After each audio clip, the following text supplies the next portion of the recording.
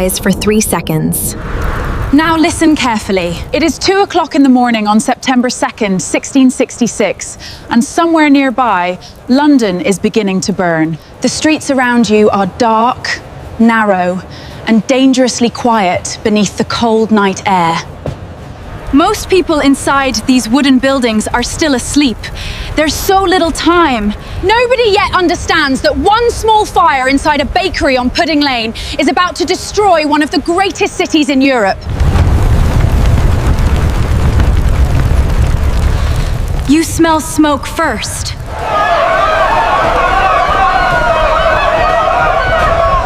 Then shouting.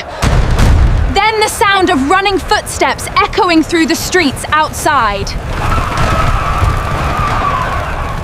A glow begins spreading across the darkness beyond the rooftops of medieval London. Within minutes, terrified families are opening windows and staring into the growing orange light rising across the city skyline. The fire is moving faster than anyone expects. And the reason is standing all around you. 17th century London is built almost entirely from dry timber, tightly packed houses.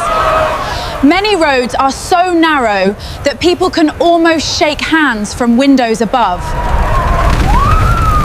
Now imagine fire entering that environment during a powerful eastern wind.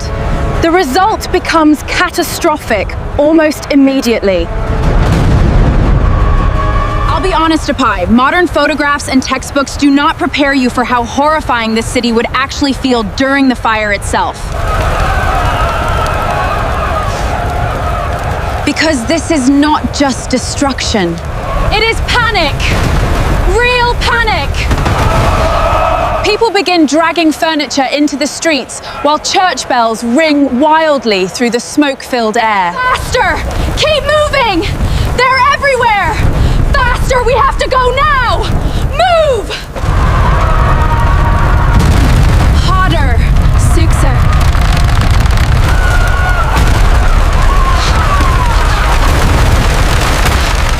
More violent. We need to step back for a moment before the flames consume the city around us. London in 1666 is already under enormous pressure long before the fire begins.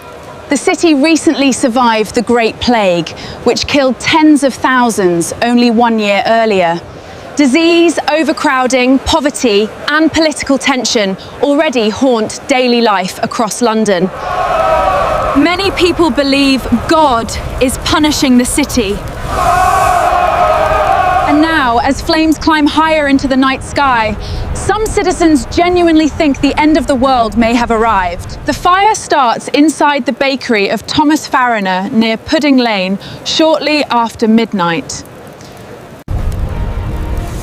Historians still debate the exact details of how the flames escaped control, but strong winds and dense wooden construction turn a small building fire into an unstoppable wall of destruction. And right now, you are standing inside streets where the heat is becoming almost impossible to survive.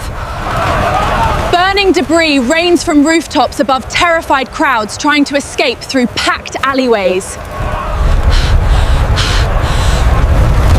The air itself feels dangerous. Smoke rolls through the city so heavily that people struggle to breathe while fleeing through darkness lit only by fire. Stop. Look around carefully. Because almost everything you see here will soon disappear forever. I never imagined it would look like this. They say the Great Fire started with a single spark in a bakery, but it became so much more. Homes.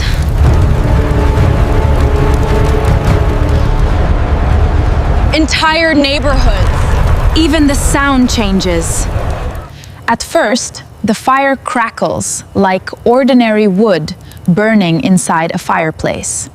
But as thousands of buildings ignite together, the city begins sounding like a giant storm made entirely from flame. Eyewitnesses later describe hearing roaring winds, collapsing walls, and explosions from stored gunpowder deep within the city. Some people flee by boat across the Thames, while others desperately bury valuables underground, hoping to recover them later. Many never return. The fire spreads westward toward the centre of London with terrifying speed. And authorities initially hesitate to destroy buildings that might stop the flames from advancing. That delay becomes one of the most controversial decisions in the entire disaster. Because once the fire grows large enough, controlling it becomes nearly impossible. I want to be straight with you, Fem. Historians still argue over whether London officials could realistically have stopped the fire earlier. But records confirm that confusion, fear, and delayed decisions allowed the disaster to grow dramatically worse. By the second day, huge sections of London are already burning uncontrollably beneath massive clouds of black smoke. People push through crowded streets carrying cages filled with birds, sacks of coins, clothing, and whatever pieces of their lives they can still save. Others simply stand frozen in shock, watching entire districts collapse into fire. And then comes the moment many Londoners never forget for the rest of their lives. St. Paula's Cathedral begins to burn. At first, many citizens believed the giant stone cathedral will survive safely above the flames surrounding the city.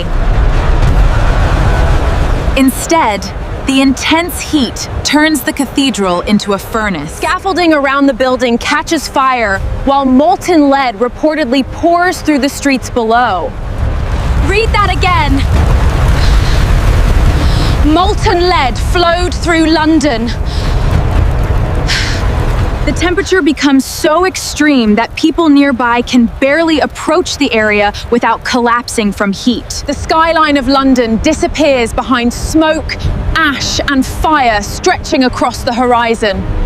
From the riverbanks, witnesses watch one of Europe's greatest cities collapsing in real time. And still the wind continues driving flames forward through the city. Eventually, desperate crews begin destroying buildings ahead of the fire using explosives and fire breaks. This time, the strategy works. Slowly, painfully, the fire begins losing momentum after 4 days of destruction. When the smoke finally clears, medieval London is almost gone. More than 13,000 houses have been destroyed. Entire communities vanish. London begins rebuilding itself into a different kind of city. And now we step forward again, out of 1666, back into the present.